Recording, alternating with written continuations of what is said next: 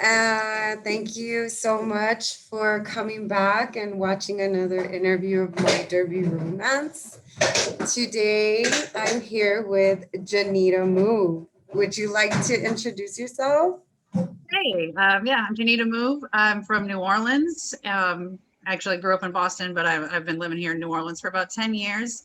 And I skated with the Crescent City Derby Devils, which was a rogue league that we kind of started on the underground, and spent some time with the local WIFTA affiliate. But um, that was a while ago. But from what we're going to talk a little bit about some research that I did for my capstone at Loyola University while I was skating. Um, but yeah, that's my affiliation with Derby at this point. Is I'm a former skater. Awesome. So, when did you fall head over skates for roller derby? Um, Goodness, I want to say it was like I moved to New Orleans in 2010, so probably about 2005. I was bouncing around the world.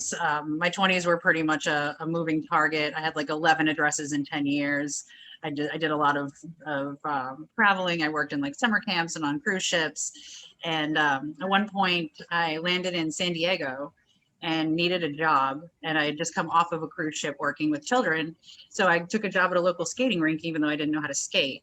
And that was where the San Diego Derby dolls were housed, was at that particular skating rink. So I kind of got a whiff of the culture there, just kind of standing behind the concession stand, selling the hot dogs, hanging out with the kids, and kind of knew that it was something that I wanted. And then my dad, who was my athletic coach for years, he was my swim coach growing up.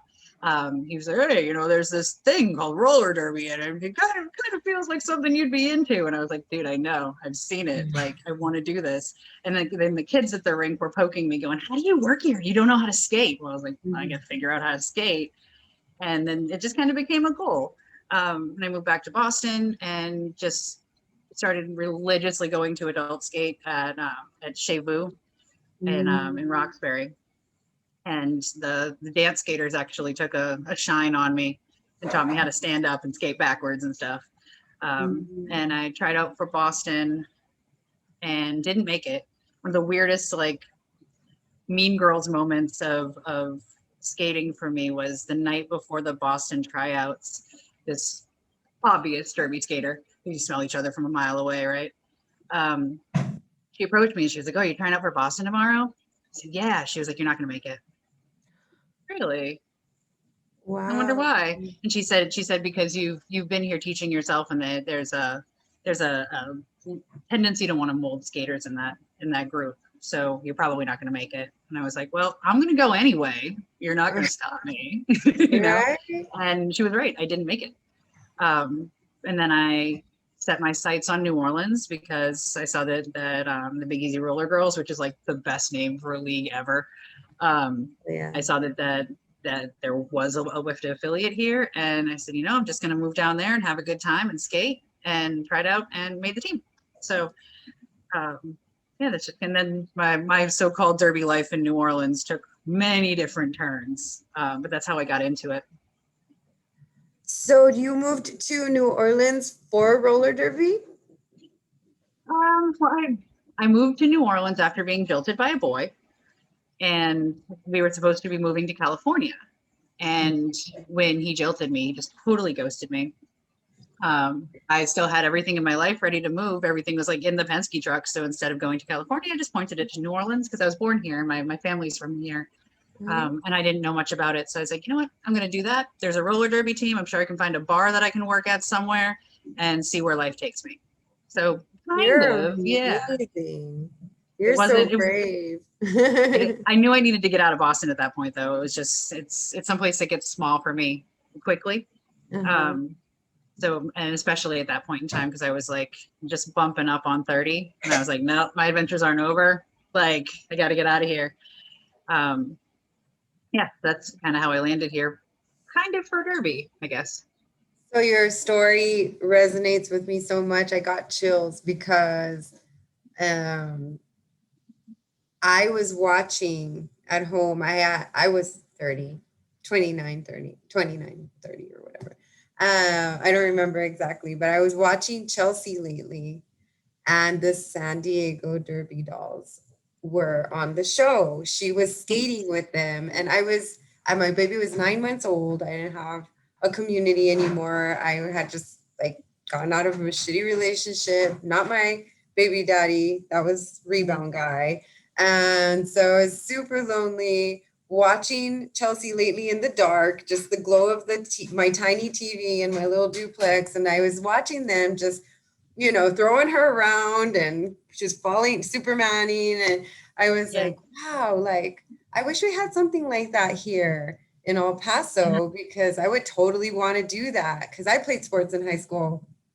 And so the next day, my friend's brother told me that she was the one who lives in New Orleans was telling me that she was back in El Paso and that she was going to start roller derby because she had played for Houston and she was bringing it to El Paso. And I was like, dude, had I not seen Chelsea lately the night before and the San Diego Derby dolls the night before, I wouldn't even have known what roller derby was. It was, and Yeah. so when you said that, I was like, no, that is just so wild. Like, Yeah, and they were a great league. I mean, they ran like a well-oiled machine when it was time for bout day. It was yeah. like it turned this regular business into their business for the day. Like Mhm. it was really solid. And I was Mhm. really impressed, not only by the game, but by that spirit of the do-it-yourself and these really amazing women. Where I was at something of a low point actually in my own life. Right. Seeing these amazing women that were motivated to do their own thing, coming in and taking over, just like taking over all of the operations of the building and putting on this amazing spectacle. To me, that really resonated as something that I wanted to be a part of. And I don't even think so much, especially in retrospect, I don't think it was even so much the game, because I was always a mediocre skater at best. I was never like a wild, wonderful, high-ranking skater. But I was always fascinated by the culture and Mhm. by the ethos and the spirit of not only what happened on the bank or on the track, but on on the sidelines and within the organizational culture. Like that always fascinated me. And that did lead to my research, because I was studying sociology. Mm. And when I got to New Orleans, I got that job of standing behind a bar and waiting tables, just like you do. Mhm. And one night got into a fight with my boyfriend and drunkenly applied to go back for my bachelor's. And I didn't remember it, not at all, until I got an acceptance letter in the mail. And I was like, when did I apply for college? But I got a scholarship. So like, maybe I should go. Like, should I do it? Yeah. Sure. And then I just went back to school. Wasn't in my plans at all. But when the door opens, you walk through it. You Right. take the opportunity. Um, and it just feels like, again, in retrospect, it was a weird way to vent. Like, I'm gonna just be academic then. you know? But um, but yeah, I'm going to and school. I'm gonna go back to college. Screw you. Yeah. Which I can't even imagine what context that would have felt appropriate. Like, how is that? What is that the response to? Yeah. Um, yeah, and then I got into the sociology program, and my focus was was inequalities, social justice and inequality, Mm. which led to a lot of study of identity, so and different theoretical constructs for just how society functions. And when I was looking at the most interesting cultures to me were not the dominant cultures. They were like subcultural. They were movements. They were counterculture, if you will. And roller derby felt like that to me. It felt like it was something special that um, when it came time to write my capstone and to do that research, it's like, first of all, I can't split my attention. Starting this roller derby team is taking all of my time. So rather than try to focus on something else and do the derby stuff, why don't I focus on the derby stuff for my projects? That way I can get to know more about what I'm trying to produce. So just not, two birds, one stone, that kind of thing. But my research really brought me into directions that I didn't expect. And it ended up being qualifying roller derby as a postmodern subculture. And the difference between like a subculture and a subculture and a lifestyle, and identifying like different aspects that make it that thing that I was so drawn to, that element of badassery that I caught from the San Diego squad, like I wanted to define that, because that was something that I wanted to bring into the rogue team that we started. Was called the Crescent City Derby Devils, and it was affiliated loosely with the House of Shock here, which is like a DIY at the time haunted house that was started by, I think, the guys from Pantera, and just kind of, I want to say it was a little after the 20th year at that point. So it had been really well established. So we had this like metal kind of an aesthetic going. Yeah. And there was, as there always is, kind of a rift between members of of the WIFTA affiliate, where we ended up with this influx of a bunch of skaters that just wanted to play the game. Like they just wanted to skate. They just wanted to do the damn thing. They didn't want to play politics. They didn't want to deal with anything like that. They just wanted to be around other badass women. And we started the Devils. But it also helped me kind of understand a lot about identity, how that plays into like roller derby names, for example. Yeah, I'm going on tangents. I know I'm going on tangents. No, it's awesome, because, so why did I do my Derby Romance podcast? Yeah.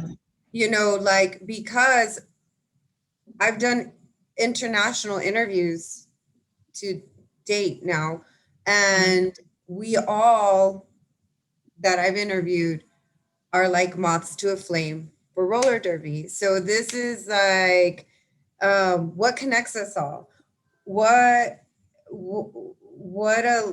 people that we've never met, the passion, right? The community. And it's a different kind of community, because I talk about this with, I just talked about it in, I saw it in the interview that I just edited with my derby wife, and she's in Oklahoma right now.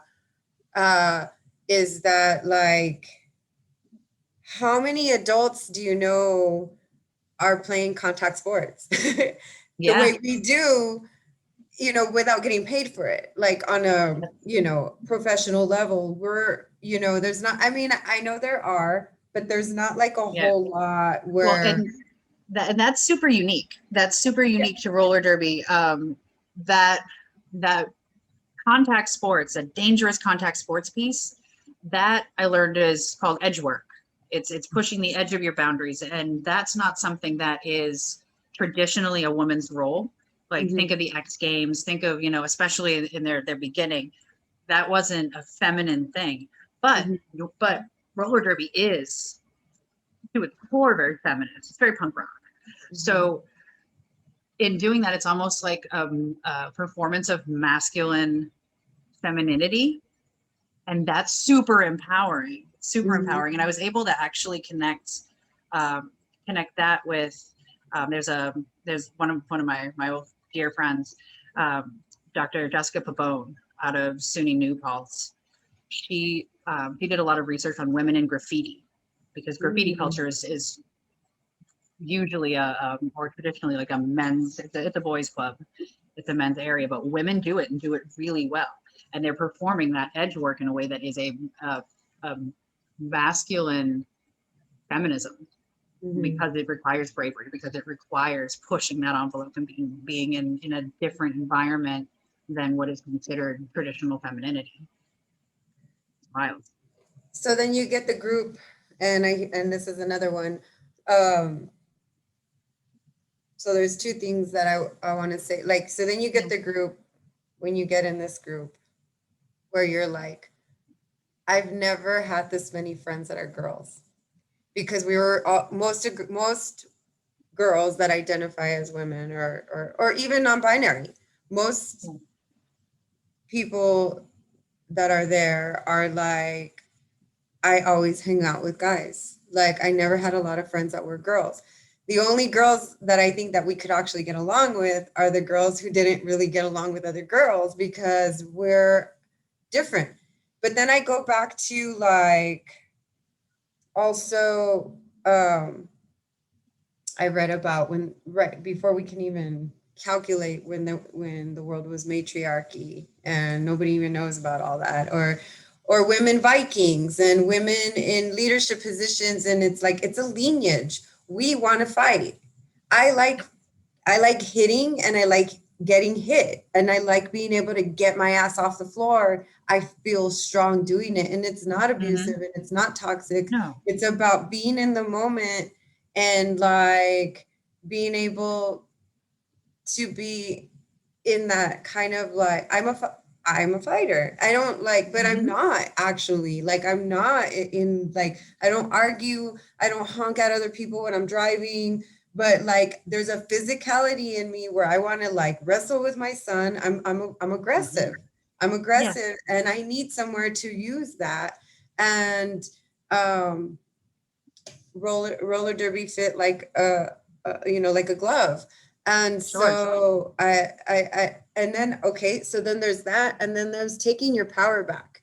I know women who are, me being one of them, feeling that they're not appreciated in the home, disrespected, and then you go and you kick ass, and people, we respect each other. We congratulate each other. Good job getting up, good job, getting through. Good, where you're at home and you're being abused, and you can go on the track and you can fight back, because you can't fight back in your workplace, you can't fight back in the home, you can't fight back because you're a woman. When you go fucking running down the street and guys are honking at you, and all you're trying to do is get 5 miles in, like. Yeah, And so on the track, you can be the strong person that you try to be on a day-to-day basis, for sure. and For sure. people are knocking us down anyway, you know, Mm-hmm. and we can actually get back up when we're on the track. We can get back up. We're constantly getting ourselves up, right? But this is a place. It's a place where we're able to empower ourselves again. For sure. For sure. There was an element of the survey that I did, and the survey was wildly successful, like to the point where this one of the professors that was in the department kind of was like courting me to maybe get his hands on this data set, because I had over 1,000 responses from a Facebook post that just got shared within the derby community. And you already know the Mhm. connection between folks in this subculture is so strong that, like, if one person says, hey, this is a legit thing, take this survey, it's going to get shared and it's going to get done tons of times. So within a very short amount of time, I got a giant data set that was easily verifiable, which is unheard of, especially for novice researchers. And one of the things that I asked about was, that trope of roller derby saved my soul. I Mhm. asked, did roller derby save your soul? If so, how? Mhm. And some of the stories that I got as responses to that were Mhm. absolutely like emotional, people who had come back from abusive relationships, people who had come back from really like life-threatening injuries, people that had been supported through terminal illness, people who had been just all across the board, and then stuff that's simple as, no, I just like to play. It wasn't that way for everybody, but Mhm. the majority of folks had kind of an affirmative, because I would code that as an affirmative or a negative. Mhm. And the overwhelming feeling of this giant data set Mhm. was that roller derby saves people's souls, and it's very essential to their identities. And the more successful, and probably like ran a bunch of crosstabs and like correlated analyses of the amount of time that folks spent in derby related activities, the amount of the level of expertise that they felt they had, their level of confidence, kind of how that grew, and how integrated their roller derby identity was to who they are. And overall, the relation was that the closer folks got to roller derby being a central part of their lives and a central part of their self-image and their self-concept, they perceived themselves as stronger. They perceived themselves as more capable of performing that edge work, of more capable of creating like solid relationships amongst the folks in their in their leagues, and they saw it as a positive part of their lives, which was amazing to me. And like overwhelmingly, the responses to this stuff were, I mean, as somebody who had been in the culture and who understood it as a participant, I wasn't surprised. But to be that professor, who by the way failed me in a class previously, and I was like, I am totally not going to give you this data set, because like he would have absolutely put like lead researcher, this jackass, and I was like, no, I'm not giving this to you. But as somebody from the outside looking in at those correlates and those clear indicators of a trend, it was tempting to want to find out why and to do more and more analysis. And so like, what is going on here that these women are walking into a subculture that is subculture lifestyle? You can kind of play with where it actually sits. And I feel like from when I did this until now, that has shifted a lot too. So this was done in like 2012, 2013. But to look at that and see how that changes folks, that's relevant. Like that's relevant. And it goes back to that, the San Diego Derby Dolls badassery. It's like you can smell it, and then you want it, then you need that in your life. And maybe it speaks to a lack that we've had somewhere before that needs to be filled, to have that ability to fight back, like you said. It builds that for us. Yes, absolutely. So what were you looking for in roller derby? So I said I was kind of a rolling stone. Moss didn't really catch on me for my 20s. And I think a lot of those experiences were negative. And I'd been in some not so safe relationships, kind of thing. And really just didn't have a whole lot of stability and connection. And I think that's what I was looking for the most, was that connection to other women that I didn't feel like I had to edit myself around. I didn't feel like I had to be less than brave to be around these women, where my volition was often something that I caught slack for before starting in roller derby. Right. And I found it. I mean, I'm surrounded by this village, and my daughter, like, we are surrounded by this amazing village of women who have, without a doubt, in their own ways, each one of them have saved my soul. You know, or not even just my soul, saved my ass, like got me out of jail. Like, I can't really, like, I can't determine between those, the actual and then the you know, the attitudinal or the relational. Yeah. You get Yeah. this whole family. You get the you get so many brothers and sisters, and you know, Yep. who's gonna help me move? Who's gonna watch my dog? Who's gonna, you Literally know, all those things. Those things. Every single one of them. Yes. So how did your first derby date go? Like, whether you want to talk about your first practice or your first bout, or you could tell me about both. See, my first practice. I don't know if I even remember it, to be honest. I remember the practice environment. I remember is Berg skates out of a warehouse, and it's not a very comfortable, and it's gotten better over the years. They put a lot of work into it, but it had like bumps on the track, and if it was cold, it was really cold, and if it was hot, it was really hot. You know, um, so I remember being intimidated for sure in those first few practices that I went on, and then really kind of feeling as I made like one or two connections with different skaters or like accepted a ride or something like that, really feeling like stronger, not only in the team sense, but also in like my position in place, like my new city, my jobs, like the fact that I could like have moved here, be making friends, and be successful in this arena was really great. Um, and I didn't at that point really make that many. I made a lot of good friends within Berg, but I didn't do that well within Berg. Whether that was personal situations where my life was blowing up, because my life started blowing up about 2 years into living here. Um, so there were a number of kind of mitigating factors why that particular league in me didn't 100% jive. But I still walked away with fantastic connections and great friends, and all of that. Um, and I think probably the most pivotal moment for me, which maybe what the question is kind of aiming for, was that first meeting that we had to start the Rogue League, to start Crescent City Derby Devils.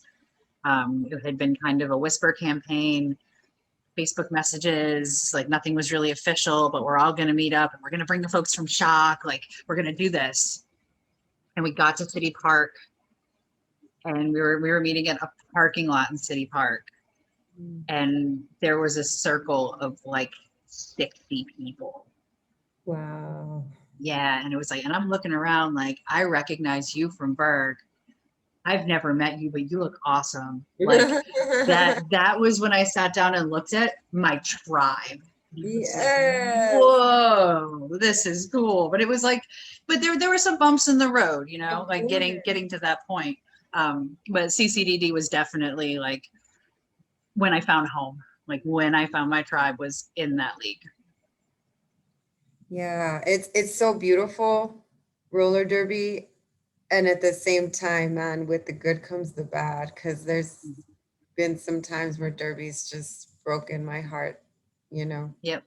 Yep. It's where I've just been like, fuck you, derby. You know, Yeah. like, Well, for me, it was an after party that had been scheduled where I work, and the folks that did that aspect of the after parties, that part of the planning, the person who did that for that particular event had to be out of town. mhm. So she was like, "Hey, why don't we just schedule this where you work, and you can bang out of the boat a little early, get over there, get everything set up, and then we can, then I can be out of town and have confidence that things are going to go okay." Do that. So I'm standing there. I'm behind the bar, just pouring beer, and I listened to two of the senior members of that league talk about how horrible I was. But they didn't realize they were standing in front of me because I didn't have my helmet on. And it wasn't like I was working. I was in a different space. Yeah. And I was just like, you were like, here you go. Here's your beer. I'm not going back.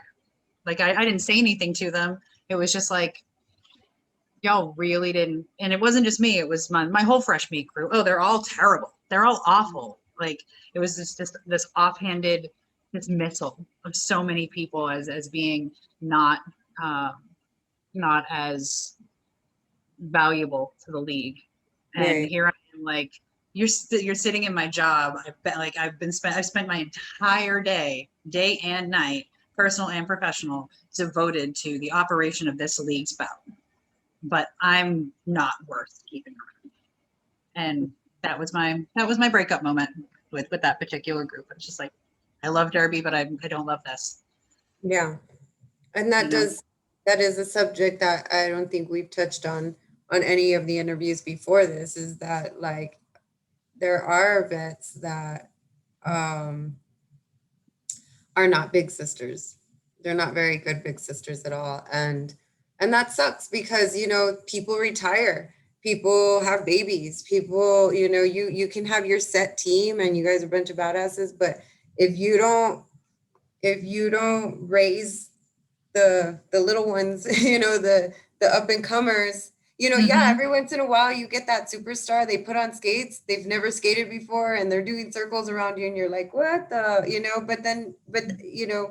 you're gonna need that. You're gonna need up and comers. You're gonna need, like you don't even know you don't even know if you're gonna get another day to skate. You don't know what's gonna happen at practice that day. You don't know, Yeah. like, and so you have to get your whole tribe, like especially fresh meat or people use Whatever you want different, to call them. Yeah. yeah, to build their confidence, get them strong, work on them, because those are what's going to keep your league going, keep your league alive. You know what I mean? You're not Yeah. going to skate on that league forever, you know. And Hmm. yeah, I think that's a really shitty attitude, and I feel like um they're bullies, you know what I mean, like to a certain extent, because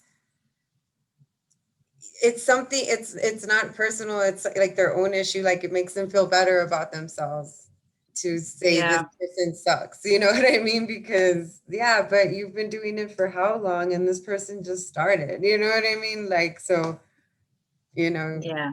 it doesn't make you a better skater. You know what I mean, like it Yeah. at all. And again, they were probably right about me. I was not a fantastic skater. Like, I'm not going to stand up here and say, oh no, I was knocking it down and doing fantastic. They were probably right. Hmm. But what I was seeing was, again, that macro view of the culture that was roller derby was what I was being drawn to. And to push someone out who identifies so strongly with core values that would give them like an in-person status, or like an in-group status within an empowering subculture, an empowering group, to see the opposite in effect, and to see the bully within that, Hmm.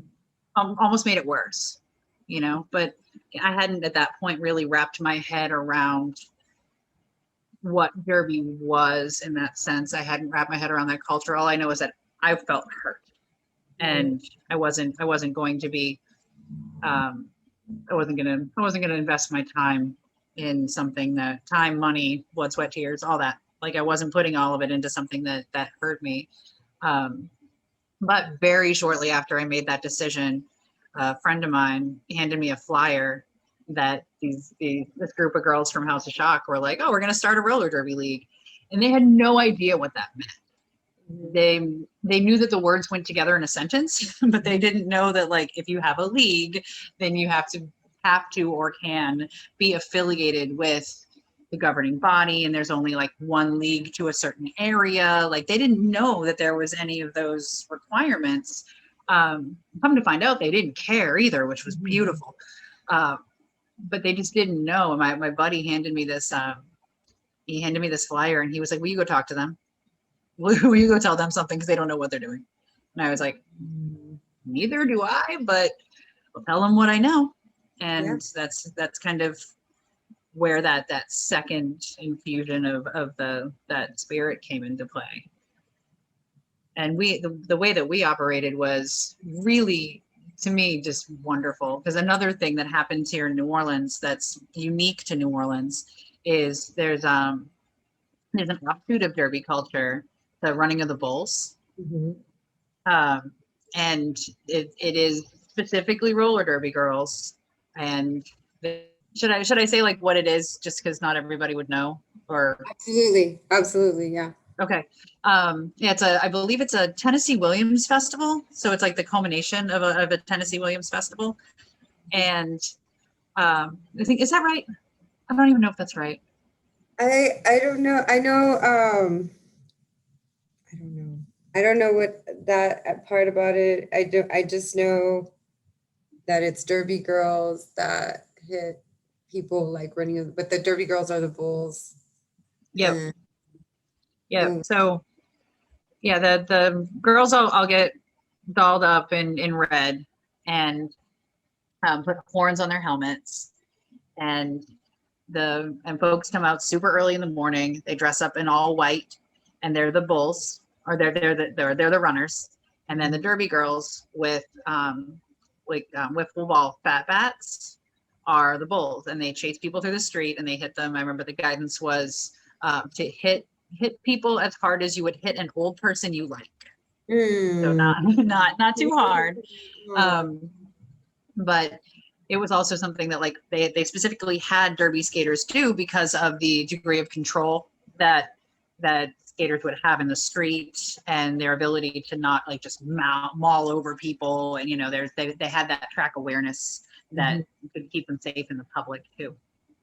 But it was something that was like derby, but not derby. I was like, that's really cool that it can manifest in another way. So when we were, and it brings skaters from all over the world, like, because there's hundreds of bulls. We're talking like 400 or 500 bulls at this event with thousands of runners that literally just run around a city block. but it's huge. And when we were setting up CCDD, what we were like, we never wanted to be sanctioned. We never wanted to be a WIFTA affiliate. Like, we never had that goal. We just wanted to play. So we set up basically pickup games. And specifically, we did a lot of them around when the running of the bulls came into town. We did like a big pub crawl and a welcome to New Orleans and all of that. But we would also have skaters come in from, you know, all over Australia, Canada. Like, we've had people from everywhere, and just draw straws and play teams. And you get to play with people that you would never be able to play with otherwise, and friends that you would never you'd never make outside of your own league. But it builds built that camaraderie across leagues and stuff too. So we ended up having like one skater come in from Gotham and do like a skills a skills class for us, because she had come in for the running of the bulls, just heard about us, decided to play, had a good time, went to our little pub crawl, and and then you make those connections, and you can see how strong the community is on a larger scale too, which was really, really cool. How did you come up with your alter ego? I love that question because it's so integral to the identity formation part of all of that strengths building. But I was working at a restaurant, the same restaurant that all of that craziness happened at. And the restaurant is called JAnitas.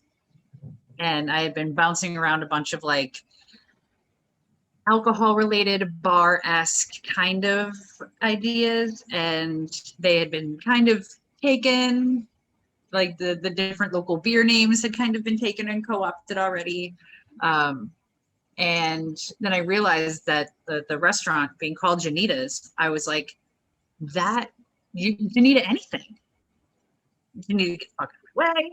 You need to, you need to stop. You need to come. You need, like, you can say JAnita anything. So like, what would be a good way to incorporate that name? And I got the folks that own the restaurant's blessing to take the name. It's actually a combination of the owner's father and mother's name, James and Anita, which was why he named the restaurant that way.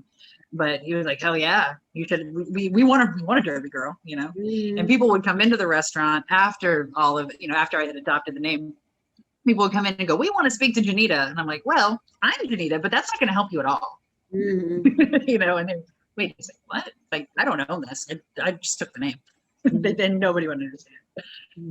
But JAnita Move felt aggressive enough for me because it's a direct order. It's a command. Like, JAnita Move. And you can add to that if you'd like. But that was to me that a manifestation of that badassery that I've been seeking, is the ability to be very direct and give a command with my name. And it almost commands respect. I'm taking that position just in my introduction. I'm taking the position of power from you. Yeah, that's kind of how I arrived on it.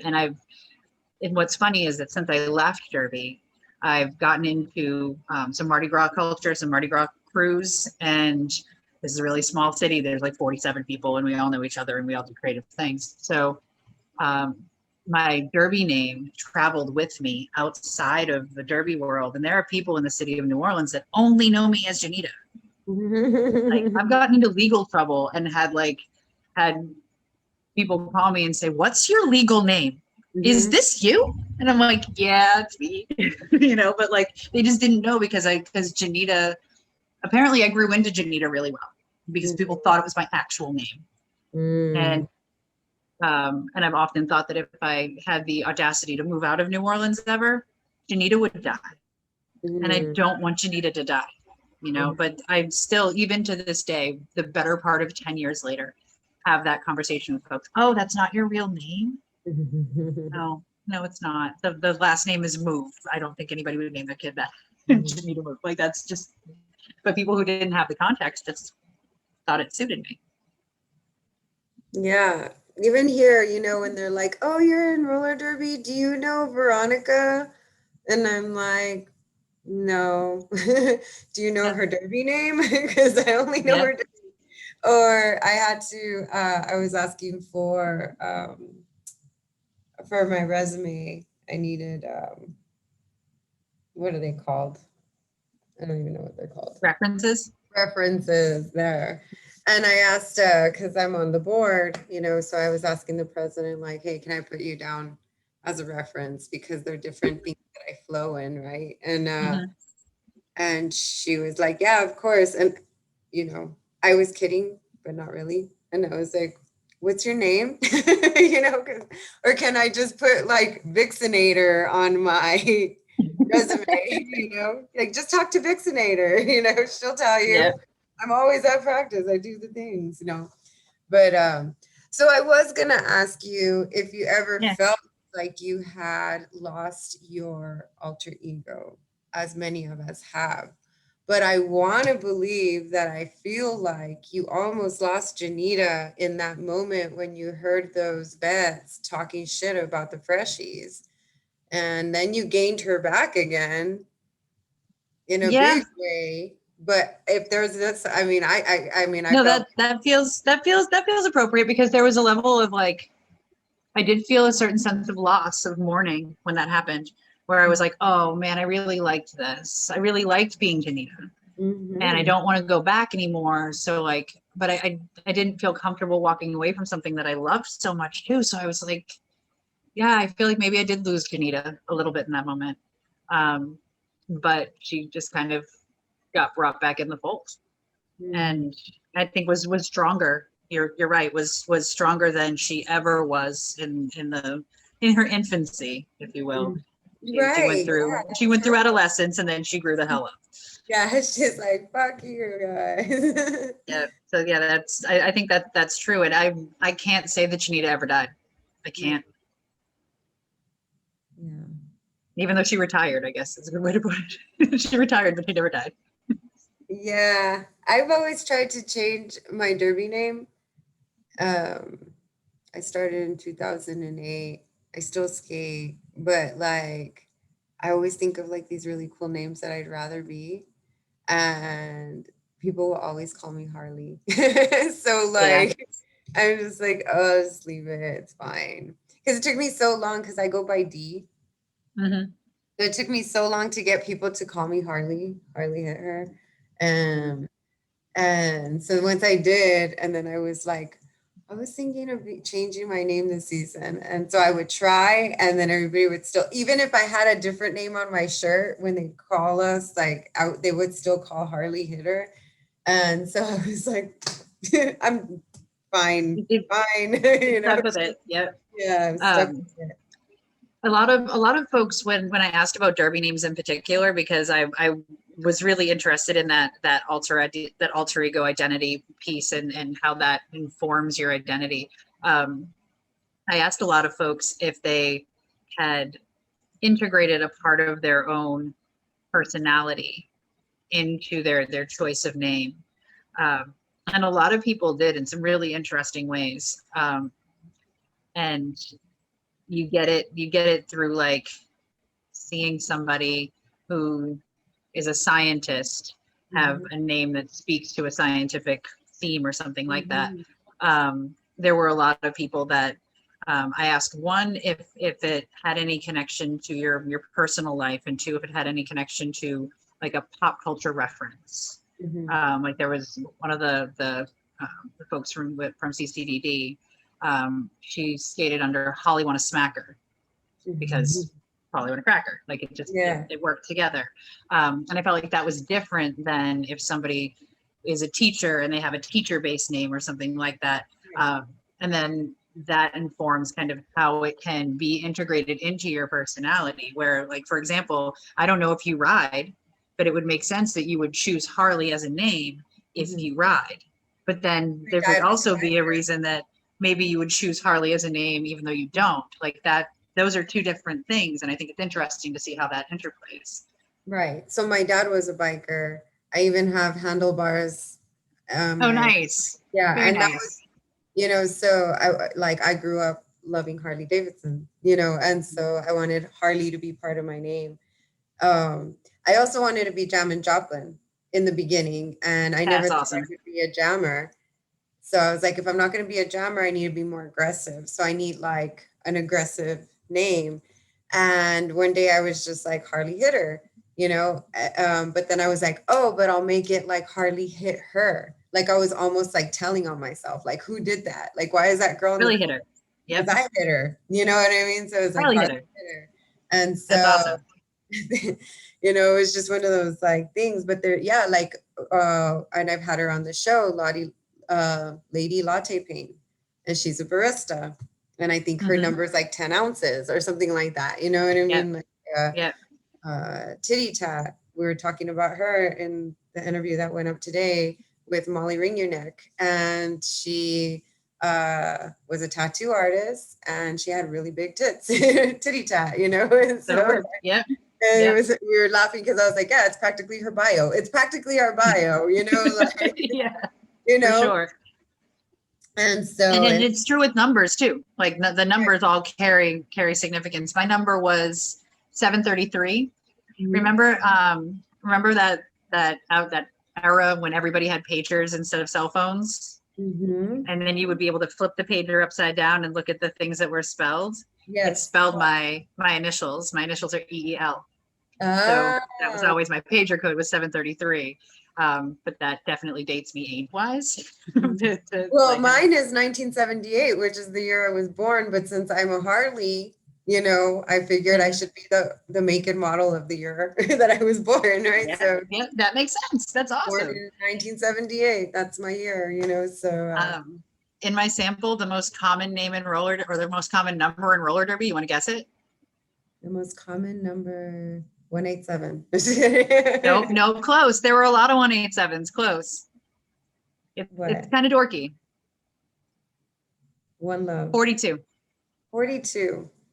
Why The 40? answer to the universe and everything from the Hitchhiker's Guide from the Galaxy. 42. Oh, Yep. oh, dude.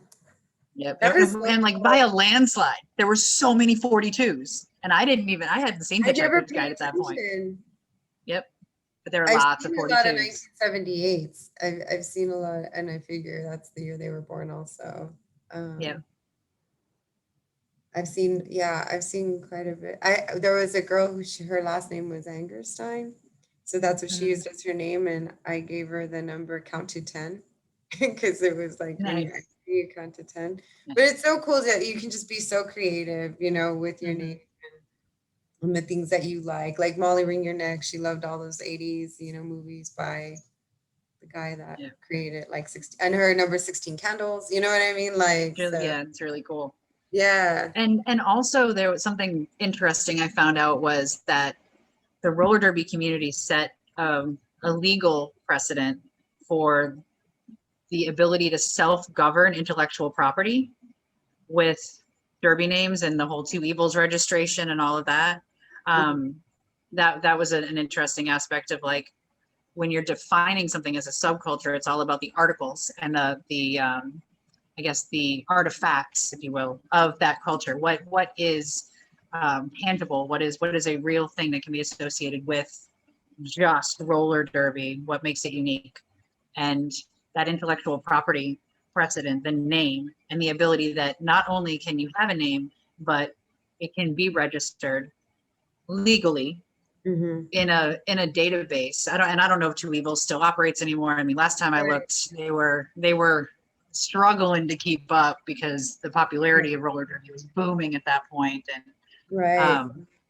but that you would be an individual and that you would have that status. It is not an actual legal status, but it is absolutely a norm in the culture to respect the fact that if I wanted to be Harley Hitter and I looked at Two Evils, I can't be Harley Hitter. Right.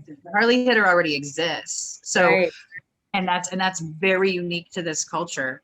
Right. To the And point Harvey that here isn't like I am in that database. Like when we all picked our names, we all had to check. Like you got to go see if your name's already picked. If not, you needed to. I mean, there's so many Harley Quinn somethings out there. There's so many, but they're different in some way, shape, or form. Yep. It's not exactly.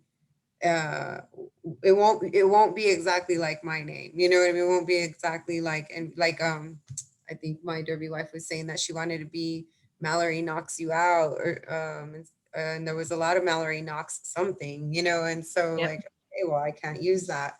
So then you just keep creating and coming up with something, and and I was always worried about like, what if I come up with something that isn't on Two Evils, and that's okay. But what if it's a drag queen?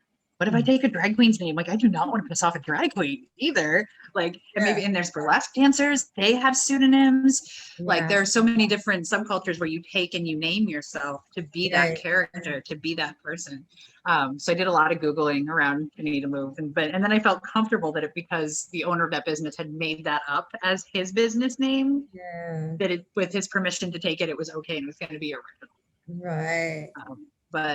But yeah, I mean, the Two Evils precedent stood up in court even, because from what I understand, there was with the movie Whip It, one of the names of the characters was actually was something that was already registered on Two Evils. So when that lawsuit went into effect because they didn't pay for the use of that name to that skater, that finding stood up in court and is an example of kind of the popular culture or the dominant culture having contact with a subculture and then giving it validity as its own thing, which then kind of moves it in the spectrum to being a lifestyle because it has more contact with established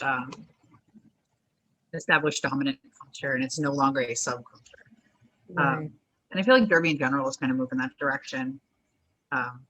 But that piece of the name was always super, super intriguing to me. And it has a lot to do with what makes derby special. Yeah, and I just feel like derby just doesn't get the recognition that it deserves, man. Like after being around for so many decades and whatnot, it's really sad, but we're still here.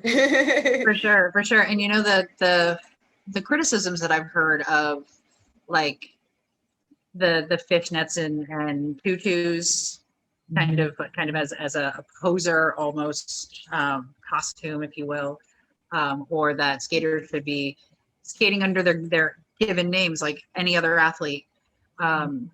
I see positives and negatives to that, because on one hand, I can absolutely agree that athletic gear is going to be more conducive to harder play, and there's no reason that people should have to hide behind a name. But there are a lot of people that aren't hiding behind a name. There are a lot of people that are growing behind that name and becoming the person that maybe maybe JAnita Move wasn't that great starting out, but one day I could just be Emily Loska and be a skater if I put that work into it. But I needed to be JAnita Move to make that step and to find that connection to the culture that created that empowered person. And oftentimes I think that we're looking for something and we find it as that character. That character gives us the ability to access something new, creates that bridge. And I don't see anything wrong with at some point in time saying, you know what, I don't need that anymore. But I do see something wrong with saying it shouldn't be part of anywhere in the culture. It shouldn't be part of it at all. You know, we're diminishing ourselves with that. We're not diminishing ourselves. We're actually building ourselves. There's nothing wrong with shedding it later. There's nothing wrong if you never want to have a Derby name. If you feel comfortable with your name and that's what you want to roll with it. But if somebody feels comfortable showing up because they went out and bought a tutu and some fishnets and they've never worn those things before, but wearing them gives them strength, why knock someone who's trying something new? Yeah. You know? Yeah. When were we ever asked, what do you want to be called? Right. You're absolutely right. Like, this is the name I've chosen for myself. You know, my parents gave me this name. It's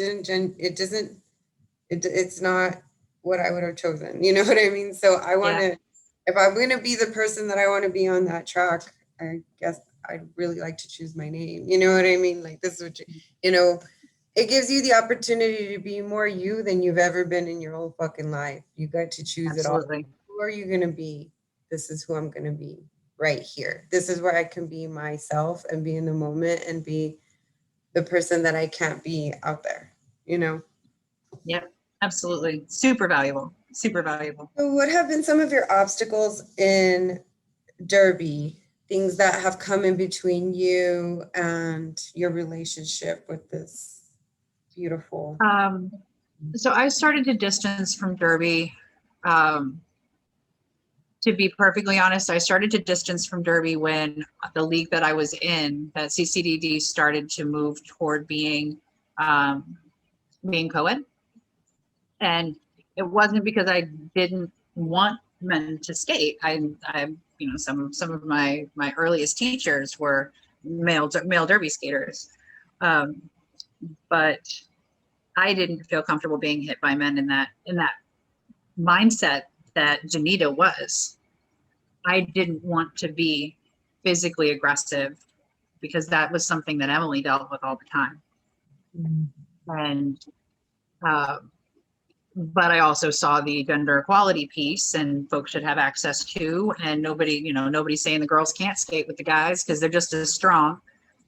And when that started to happen, I started to bow out, just because it wasn't a comfortable space for me. And far be it for me to tell folks what should be comfortable for them. If you're comfortable with this and the rest of the group is comfortable with it, then that's for me to bow out. That's for me to know myself well enough to know that this isn't a space for me anymore. And I had also kind of started to be intrigued by the Mardi Gras world a little bit. So I just shifted where my tribal focus was into something else. But a lot of what I learned in Derby, as far as like how organizations function, man, it translated right over to the next thing. It was very similar. But yeah, that was pretty much my obstacle, was not that I had a problem with the co-ed play, but that I knew I didn't want to play. Absolutely. And that's knowing you. And that's beautiful, listening to you, because that's definitely what you need in every single situation of life. You know, it's not just like, oh, I'm not real comfortable with that, but I'm going to do it anyway. No, it's like, okay, this isn't for me anymore. If this is what we're doing, that's cool, but it's not for me anymore, you know, and that's really, really healthy. That's really healthy. And I was really proud of the league, because they did go on for a number of years. And what started as a rift between the big WIFTA affiliate in town and the folks that felt jilted by them eventually became, you know, we had some folks that would come out and like play, but like play on the side, don't tell anybody.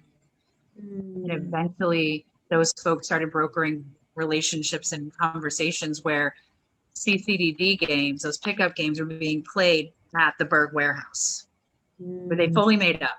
Everybody could play together. And as I watched that happen, I was like, that's the point.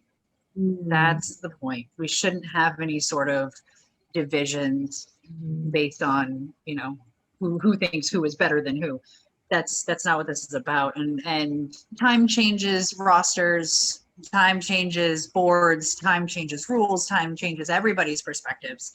And that it was able to be brought together. By the time I had left, I had been gone, but like maybe a year or so, a couple years after I left, I caught wind that there was a game and it was at the warehouse, and I was like, awesome. Like, that's beautiful. I'm so glad it happened. I don't know if it would have happened if I stuck around. Maybe I would have just been like still hurt and like, no, we're not doing that. I don't know. But when I heard that, I was just really excited that whatever that rift was able to be mended and folks to get along again. And there were folks that had like not made it onto that team, but had stayed playing. And then when they went to go try out, they made the team then because they had a couple of years under their belt and they had a little bit more of that confidence that played into it too. So I was seeing them achieve their dreams, which is great. We have so many obstacles against us as roller derby that we shouldn't be against each other. Like, you know, like there's this thing about we're doing derby better than you're doing derby, you know what I mean? And like, I think there's enough derby out there for everyone. There's, you know, renegade, there's rogue, there's bank track, there's flat track, there's whiftada, you know what I mean? There's, you know, whatever you want to do, there's a derby for you. You know? Yep. And there's no right or wrong. Yeah. So don't knock it if you don't want to do rogue. Don't knock it if you don't want to do whiftada. Like, it's, do what you do and appreciate what they, just respect it. Just at least respect it. You know what I mean? Like, and not to be like whip it corny, but find your tribe. Like wherever you find your home is where you should be playing. Yeah, no, heck yeah. And one of the things that I really liked about CCDD was that I have something that I want to share with you because I was digging through all of my research and I found a copy of one of our old waivers that it's like, it's one of those things that like every team has a waiver. You feel like you have to sign it. There's lots of lawyers in roller derby. I don't know if that's true where you are, but like here we have a lot of lawyers that play. So there was always a lot of thought about liability and that kind of thing, insurance, all that stuff. So one of the things that I unearthed in digging up my research again was a copy of our old waiver. We called it the Don't Be a Douchebag waiver. And one of our girls wrote it because she was like, I'm so sick of these waivers. The waivers aren't worth the paper they're printed on. They're absolutely useless. If you try to take a waiver into court, it doesn't matter that you signed a waiver. Why do we have to do this every time we have a thing? It doesn't make sense. So she wrote the Don't Be a Douchebag waiver, which is the first part of it's standard legalese, defining terms, that kind of thing. And the end is, finally, I want any, well, and there's stuff, there's a little bit more that she put in there under that, you know, understanding that you give up substantial rights, all that. Finally, I want any judge, juror, attorney, clerk, mediator, arbitrator, or court staff reading this to know the following. I know that roller derby is a pretty dumb thing to do at my age. I strap on skates and ask other people to hit me. Some of these people have issues. I know this, and I choose to let them hit me anyway. Really, I should probably play golf. So judge, juror, attorney, clerk, mediator, arbitrator, or court staff, especially court staff, you should know that if you are reading this in the context of any kind of legal action, that I'm a douchebag. I am suing good people because I was dumb enough to put on skates and ask to be hit. I'm an idiot and a jerk. You shouldn't award me anything but your contempt and disapproval. I promise to pay the attorney fees, court costs, and all other legal fees incurred by the releasees if I attempt to pursue legal action against them. Wow. Yeah. It's like, that is the Don't Be a Douchebag waiver. Like, if you're doing this, you get down with us. Get down with us. If you get hurt, we'll support you. We'll help you. But like, don't come back and sue. That's crazy. That's not what we're here for. And one of the things I loved about being a rogue league was we could hand that to people and they would sign it. They didn't care about WIFTA, who approved this. This was written by a lawyer who knows how a courtroom works. And if that was read out loud, I can't imagine anybody in the courtroom or anybody who works in that court still taking anything seriously. Like, you signed that document and you expected it to protect you. Right. But then, it was just something that I was really proud to find, and I think spoke to the the spirit of being that rogue league and being Yeah. something different from the norm at that point.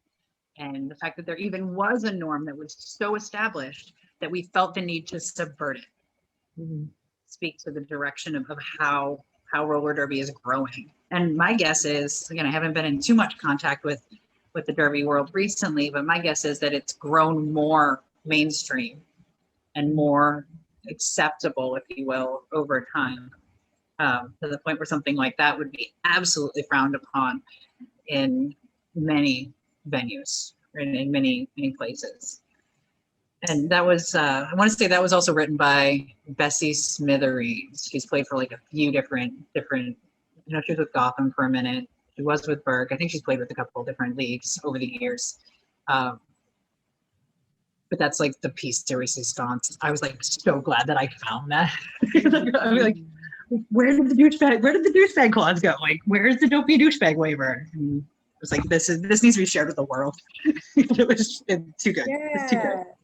It's like that sense of grittiness. Like I did start when it was the punk rock torn t-shirt, torn, when you had bruises, they had your fishnets, welted into your bruise. There were people who even got tattoos of bruises with fishnets, embedded in the tattoo where, it looked, that was a thing. That was the staple. That was, Yeah.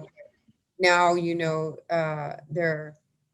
there's different, we have home teams where we do have our own uniforms, and then we have Wiftida where we wear, you know, your frogmouth, your jersey, your whatnot, keep your butt in your shorts kind of thing, and Yeah.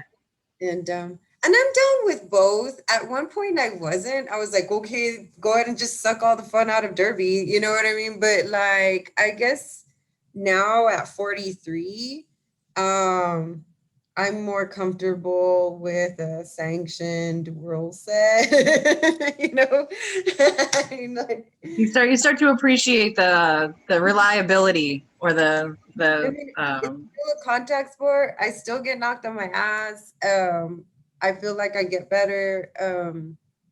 But the loud music and the fast, skating, that's cool too. I mean, I went from starting in like 2009, where I would take a shot before I would start skating, just to have that liquid courage to like, do the things, to now having a green tea before Yep. you Yep. know, I don't even drink anymore, and I have to go with pure courage, man. You know what I mean? All So from yourself and your own heart. like, and like, so yeah, and so there's been this evolution in me, and that's where my derby romance was birthed, because the girl that was watching Chelsea lately on the sofa in 2008 with a 9-month-old baby, feeling real lonely, really shitty, with no self-worth, to who I am today, which I'm still on my journey, but like they're Yeah. not the same. They're totally not the same. But my relationship with Derby has done a lot for me. I mean, it's been toxic for me, and it's been there for me, and it's been, I also found another community in doing races like triathlons, marathons. Nice. That's awesome. So, uh, but it's just something that like, I think I'll always be Derby's girl. I think we're always going to be like in this relationship, and, it still gives me the feels and the, and the butterflies. And Yeah. I got my jersey that I was supposed to get in 2020 at practice the other day. And I was, Really. oh, I hope it fits because I got quarantine weight, but that's okay. Do you have a return to play plan in place? We are in tier 4 now. We Okay. are in tier 4, so we are scrimmaging again. Yeah. Cool. Yeah. Good. It must feel so good. It does. It does. I actually had the chance to miss it because I've been doing it for so long, but that it's something, it's like an addiction where it's like, I don't even want to do this anymore, but I don't know how to not do it anymore because it's such a big part of my life. Hmm. And then when we didn't have it for so long, I thought it was just going to be one season and then it got like went over, and here we are already in like towards what would have been the middle of our season, barely starting again. And it's like, um, yeah, I realized I do miss it. Like, it's not something that we're like, I guess, Yeah, yeah. like, You're not.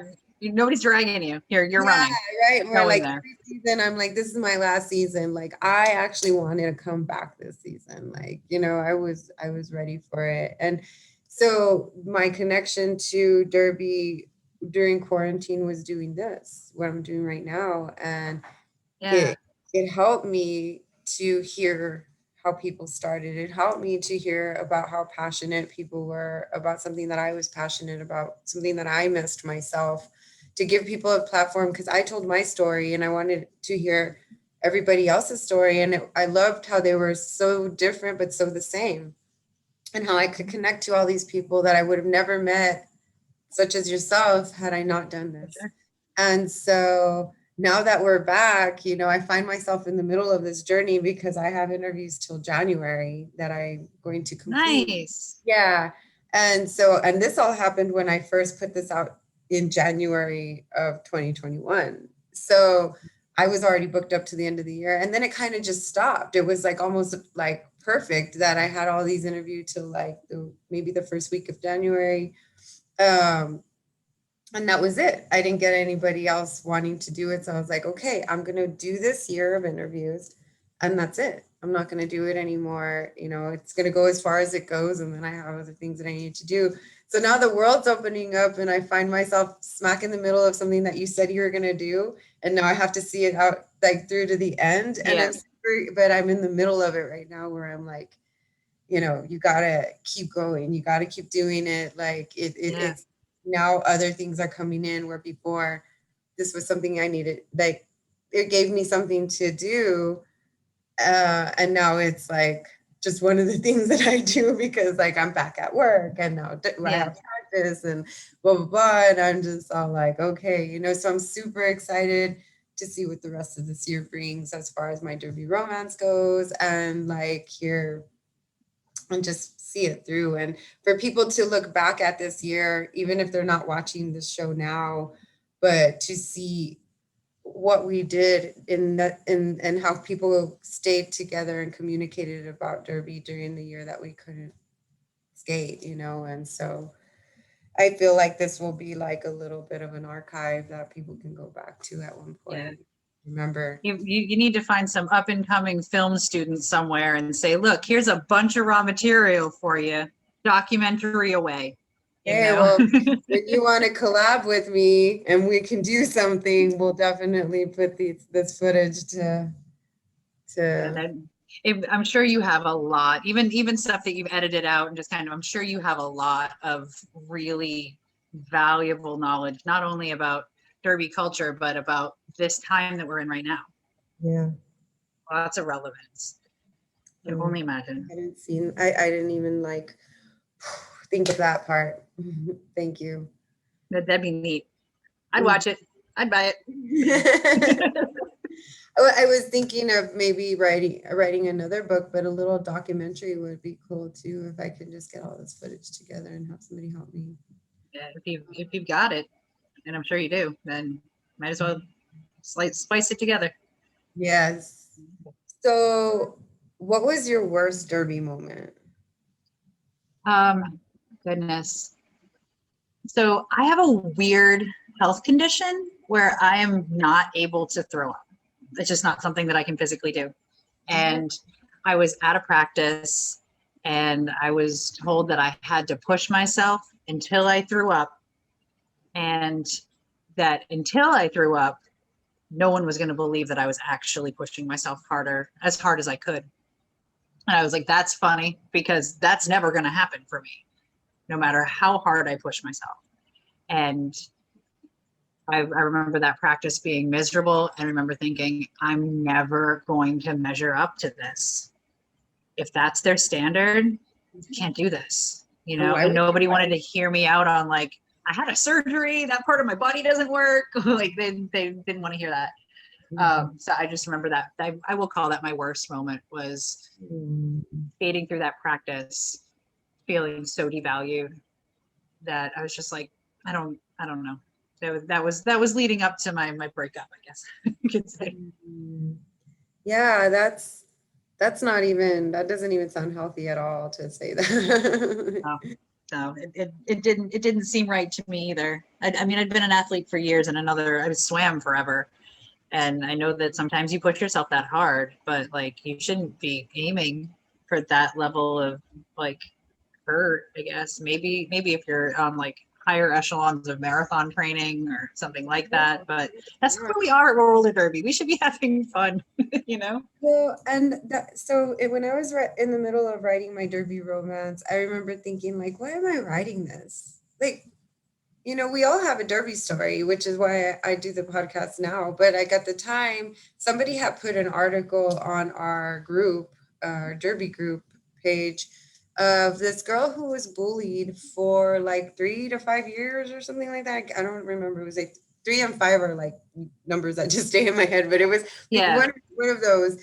And she was bullied, like, and she thought that was derby because it's a tough girl sport, or it's a tough person sport, and we're like rowdy, whatever, but like we're not toxic, we're not abusive, yes, we hit, we're contact, but like, so it was like, no, it's a reminder this story is going to come out to show the difference between a healthy league and an unhealthy league, and healthy a healthy board and an unhealthy board. You know what I mean? Where like there's power tripping and there's leaders, and when you have fresh meat, instead of saying how much they suck, it's asking us, your coaching committee or whoever else needs people on their team, what can we do to help these skaters? Where are their weaknesses so that we can incorporate drills to make them stronger and feel confident to do what they can do. It's not talk about. And so when I read that, I was like, this is why I'm doing this. And when we talk on this show and people watch it, and if they're watching it and they're like, I thought that was what derby is. It's not. You're going to get tougher. It's not like, oh, toughen up, buttercup, because this is derby. No, you're going to get tougher, even if it's like not abusive. You know what I mean? You're going to get stronger because you're pushing 3 girls. Yourself. Yeah, it's like, it's so sad because we just talked about how empowering this sport can be for people, but it can also destroy certain people when put in the wrong hands. You know what I mean? And I think people absolutely need to know the difference. There's a difference. And if you're not in a league that's supportive, that way, find another. There's enough derby out there. I mean, I know people that I've interviewed that have had to drive 2 hours to go to the next, league. And I know that's hard, but if it's something that you love, don't put up with the abuse. It's supposed to, like you said, it's supposed to be fun. And yes, it's hard work, and hard work that pays off is fun, but not abuse. It should not, when people say that they felt destroyed at a worst derby moment because they were disappointed in themselves, that's one thing. But when somebody was making them feel, and I don't know, it's super hard for me to explain, but like, there's so much, like, God, I can't even put it in words, but so much abuse of power, when it comes to derby sometimes, because we're not paid professionals. We're all here trying to save our souls, but there's, not everybody, like you said earlier, there's in your don't be a douchebag, there's people that are hitting that have issues, and they're out there. And they're working them out, and it's just like, it's not okay though. It's not okay. Like, there's. You're right.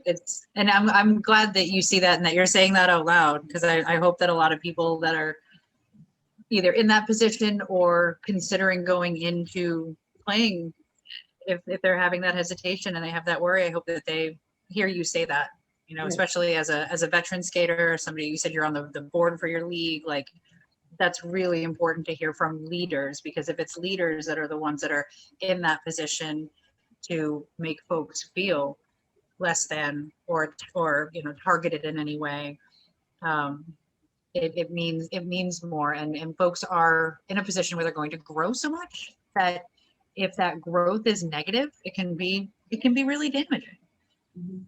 So you want to make sure that that's a solid, that's the social worker and me coming out and talking, but like you want to make sure that that's like a fostering, a positively fostering relationship. A positive, something positive in your life. It's you're working out, you're empowering yourself. You don't need bullshit. You're right. You're right. You're right. You pay money for all your gear. You pay money to be on the league. You pay with your body. You pay with your time. Nobody should. It's there's no reason for it. There really isn't. Besides, somebody has issues. Yeah. But next. Yeah, but power structures or power dynamics exist amongst all humans in every social scenario, like where you're just going to run across it. And I think as long as we can talk about the hard stuff, it can be changed in situ. Not like the entirety of roller derby is going to no longer be a dangerous place for people to, to say that you're going to make sweeping changes throughout an entire culture is it's unrealistic. But knowing that derby exists on like everything else in the world, the identities of people, the identities of organizations, of everything, it's all on a spectrum. And if we can move the pin just a little bit closer toward positive, with every interaction, with every elected leader, or every board appointment, every event that we have being positive and gender affirming, and just if we can keep that positivity going, then you can move the pin. There's one of the differences between lifestyles and countercultures or subcultures, or countercultures as subcultures, is that countercultures tend to have a lot of political to them, where lifestyles don't. It's just the way that they're defined, and I feel like finding that sweet spot where we can keep it positive and move with the positive direction of society at large, that orientation to the larger normative culture, keeping with that positive as an entire subculture is really important, because it will foster the growth of the next group of skaters. So like you said, you can't kill your fresh meat, because they're going to keep you alive when they're vets. Like you got to keep everybody happy too. Mm-hmm. Yeah. I am super blessed. I'm on a very great league and a very good board, and look for that. If you can't say that, then you need to find it. If you can find it, What's your best derby moment? It's gonna feel it's not playing. It's gonna feel weird, but we were having one of those pickup games, and I remember like my mom had come in town to watch, and like we put a lot of work into this game, and we totally got rained out. We used to play on a concrete basketball court. Totally got rained out, and there were puddles everywhere. There was no way that we were gonna be able to skate on this court, and we all kind of got together. We were going to take a group picture anyway, because we're all here. We all look good. Like, let's do this. Everybody hopped in, and in the position for both pickup teams to all take a picture together, I don't know how we all started singing Total Eclipse of the Heart Oh, wow. But the whole group together, because everybody knows the words of that song, right? The whole group just turn around, and the screaming by the end, all like the whole crowd. And that's one of the happiest pictures that I have in my life, and one of the happiest memories I have is just it almost feels like sorority movie-esque, but it happened. And I know I lived that with these beautiful people, and it'll never happen again. It'll never be that spontaneous and genuine again. But it was just super, it's like it's corny out of a movie, but it happened. It was great. Like it was wonderful. It was worth getting the t-shirt made for that pickup game. Even though we Yeah. never got to play. Um, and I never hear that song the same way anymore. Oh, I believe it. How are you coping with the pandemic and Derby? Um, So I'm not, because I'm not playing. But a lot of the lessons that I've learned from Derby um, and the formation of the Rogue League and all of that, the dynamics of building that, have my Mardi Gras dance troupe, which is again a group of really strong-willed, solid women for the most part. Our founder basically robbed us and moved out of town, so we lost all of our assets, we lost all of our nest egg, and we didn't even know if we could still be ourselves, like our name anymore. And through the pandemic, I was like, all right, we got a bunch of time. So I did like research on how to register with the Secretary of State's office. And most of this stuff I learned from the roller derby divorce, if you will, like where my breakup with Derby and then my starting that new Derby relationship. A lot of the dynamics of like kind of live and let live, and everybody's voices are important. Let's just bring everybody to the table. That those lessons are what I've applied to rebuilding my Mardi Gras crew. And I don't think that I would have, I still struggle with the confidence to not, I'm very confident in failing. I can fail just fine. I'm real worried about succeeding though. That's scary to me, is like, how big could this be? Could it get too big that I can't handle it anymore? So while I still struggle with that, JAnita's doing a really good job of pushing through those barriers. And as of, I would say like a month or so ago, the group formerly known as the Organ Grinders is now the Sassy Racks. And we're aiming toward Mardi Gras 2022 to be on the street again. But it was that strength that JAnita learned that I kind of rallied up. And not for nothing, she also took a few whiskey shots for courage. I'm not going to say that didn't happen, but yeah. Yeah, I do feel like it was JAnita that did that. Yeah. Yeah. Derby teaches you life skills, man. Like that will help you do a lot, you know. Any words of encouragement for everyone that's watching? Keep on keeping on, like one foot in front of the other. Honestly, like I can't think of anything in particular because we face so many different challenges in the course of our lives, but like just continuing to confront whatever it is that qualifies as that edge work, whatever is that challenge that makes you nervous or makes you think that maybe you shouldn't leave, or that you should leave a particular space, or that you shouldn't continue. Just go back and do it again. Try again. Just keep persisting at it, even if you suck, because you'll get better without even noticing. And also be willing to suck. Be willing to be bad at something, and know that that's okay too. You don't have to be the next Jackie Daniels to skate. You don't. Like, it's great to push yourself. It's wonderful to push yourself, but not ever being a team doesn't mean that you miss out on the rest of the romance, if you will. Is just be who you are persistently, and appreciate the spot that you're in. Beautiful. I want to thank you so much for your Thank time. you. This was fun. Opened so many memories for me. Stuff I hadn't thought about in a while. Well, I'm so glad. Yes, that's what it's about, sharing your knowledge, your wisdom, your experiences, and your strength. Thank you so much. Like always, I would love to just thank Mom McCartney and Olivia who helped me to do this. They're not on the camera, but they helped me in so many other ways. And I want to thank everybody who takes the time to listen and watch these interviews. And I hope it inspires you as much as it inspires us. For sure. Um, we'll see you next couple of weeks with another interview. Thank you so much for being on the show. And Thank you for having me. This was fun. yay.